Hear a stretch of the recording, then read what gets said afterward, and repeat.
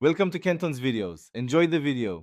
You start by opening the page and getting straight to the element you care about.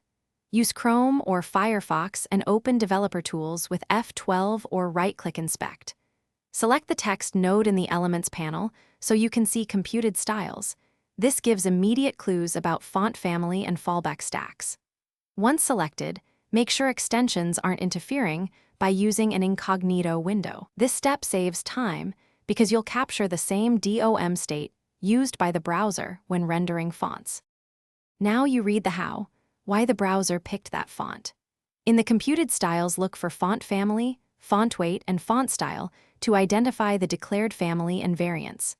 Then open the Network tab and filter by fonts to see which files the site actually requested. That confirms the real font resources being used.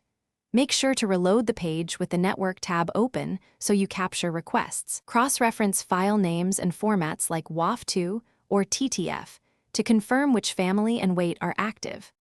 To finish, locate the source and verify the family. Search the Styles panel for font face rules to pull SRC URLs or CDN identifiers. That tells you vendor and license. If names are ambiguous, use a font inspector extension or compare the font file against an online font database to confirm.